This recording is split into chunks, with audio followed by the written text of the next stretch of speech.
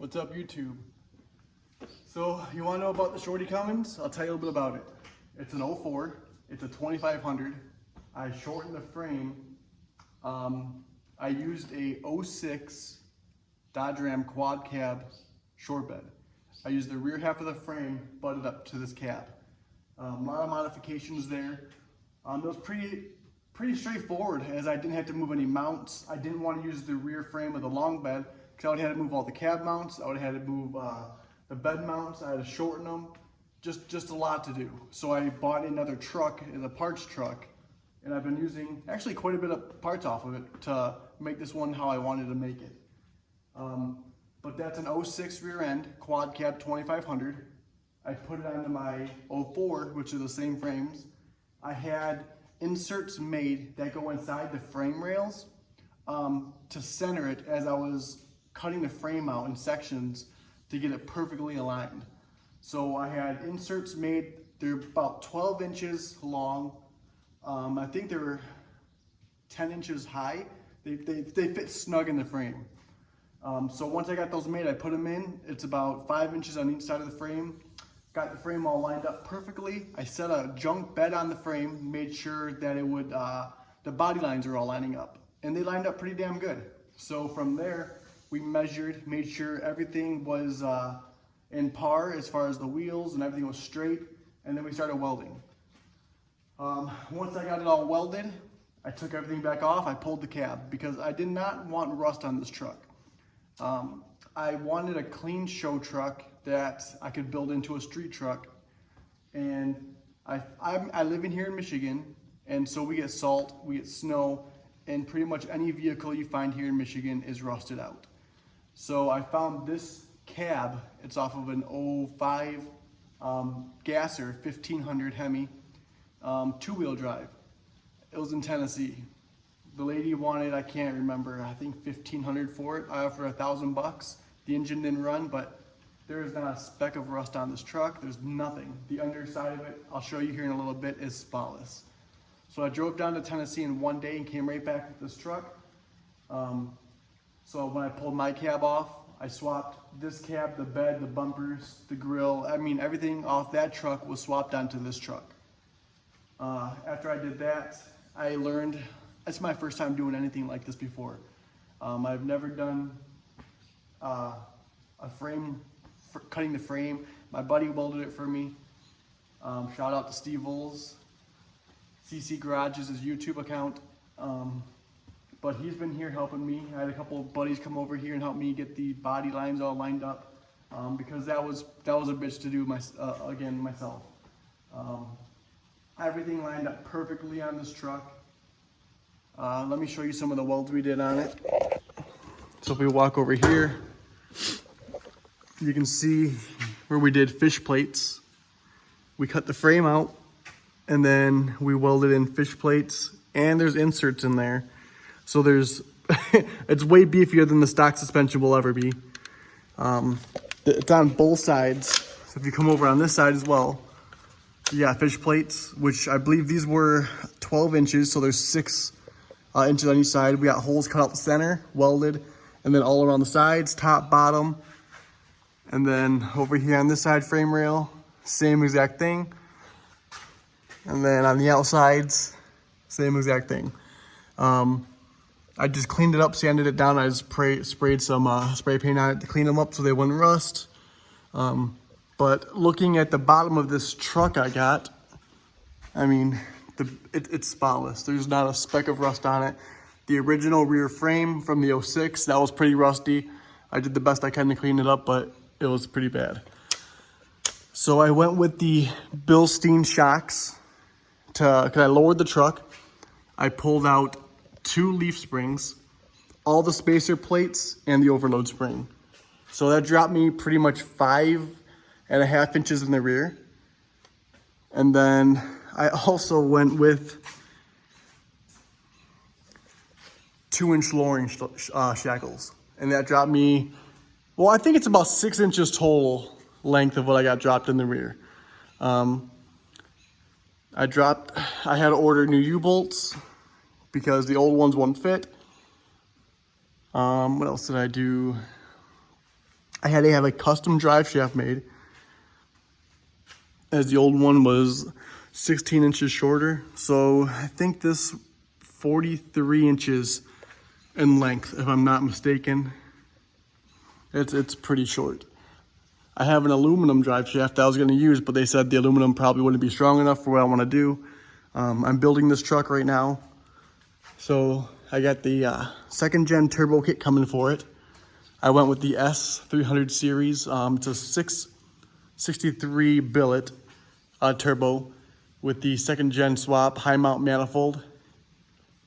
That should be here hopefully any day now. I just installed the Rough Country dual steering stabilizers, which it didn't need it, but hey, it makes it look really cool. I like the way these look. I did the Rough Country steering box brace, take any play out of that steering box there is, just so I can get the best drive quality I can. For the front suspension lowering, I went and pulled these coils out and I cut a coil and a half out. It seemed like a lot at the time, but the truck sits pretty much dead center even. I don't know if you guys seen pictures, but yeah, it looks really good. Now I gotta figure out a way to keep the axle up when I'm putting it on the lift. Because if I'm ever doing any work under here, I kind of hate how if I go over here and the spring moves. You know, I gotta recenter it as I'm lowering it, which is just a pain. I did the Bilsteins in the front as well. So maybe limiter straps or something like that.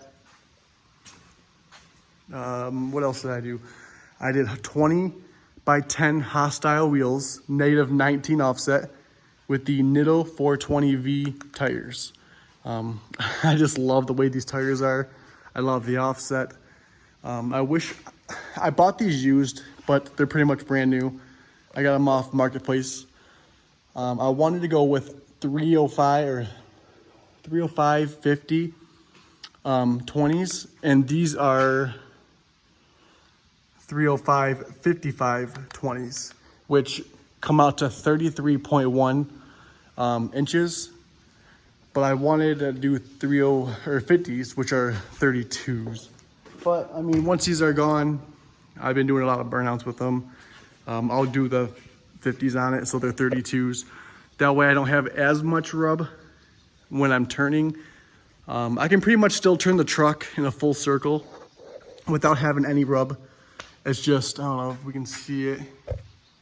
I didn't cut anything or move any of the plastics or anything like that. So, I mean, it barely rubs. I just want to be sure that I won't get any rub. But yeah, it's a pretty awesome looking truck. All the body lines are perfect. Give you a little walk around here.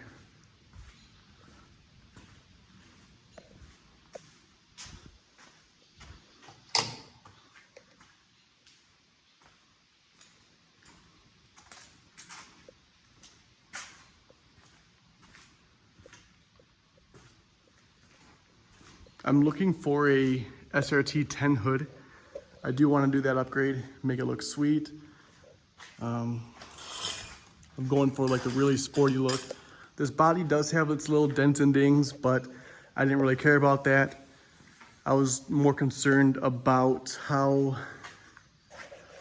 rust, because here in Michigan, everything rusts, so I want to get rid of it. All right, let me put this lift down and I'll show you some more of the truck.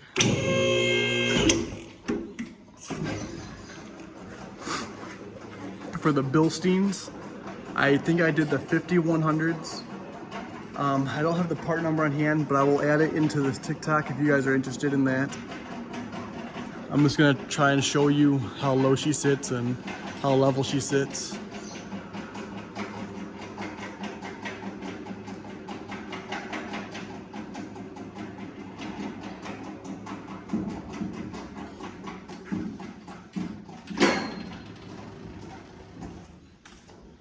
Let's see if we can get a good look at it over here.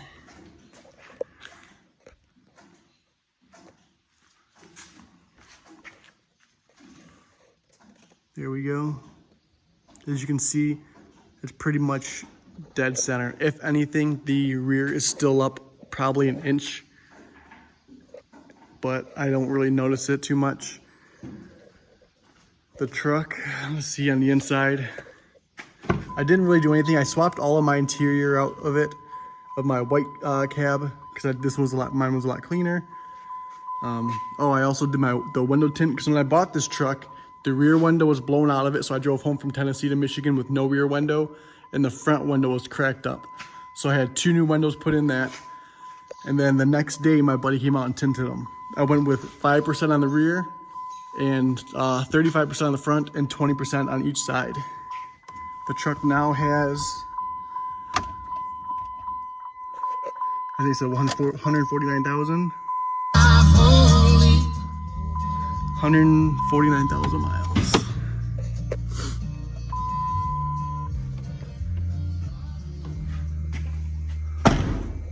Few mods I want to do on the interior. I want to get a different radio. I got all new Kenwood speakers put on the inside of it. I want to do pillar gauge pods. So I want to monitor my boost, my EGTs, and my fuel rail pressure. I'm also putting a fast, probably 160 in this. On the under the hood, I did a second battery delete, which removes the battery box. I did remove my grid heater solenoid, so I'm not using a grid heater anymore. And I did a spacer plate to get rid of the grid heater itself for better flow. This will never be driven in the winter, so I just wanted to get rid of that. What else did I do? Oh, since I removed the battery box, I can't put the stock air box back in. So I just have some wire mesh around the turbo here, just to keep any debris going in the turbo. This barely gets driven right now, so it's just for now. Then I got my map sensor just sitting over here, but I have the second gen swap coming. That comes with everything, the downpipe, the new turbo, the air filter. So that'll all be done. They say the 663 billet is good for 600 horsepower, and that's what I'm gonna push it to. Stock injectors can push up to 600 horsepower and stock fuel. So I will not need to upgrade any injectors or CP3. I'll just have to go get some tuning done and see what I can run.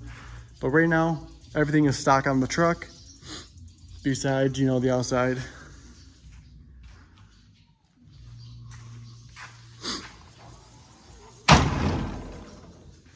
It's coming along great. I love this thing. It's been one of my dream trucks for so long now. I do want to get aftermarket headlights, third brake light, and it has rhino lining already. I'm not sure. These are just plastic bed covers on the sides. I don't know if I want to remove them and get it bed lined just so it looks a lot cleaner. Just a little bit of modifications I want to do to keep it clean. But that is the Cummins Shorty 3rd gen swap. It looks sick. If you guys have any questions at all, feel free to reach out. I'll do the best I can to answer them.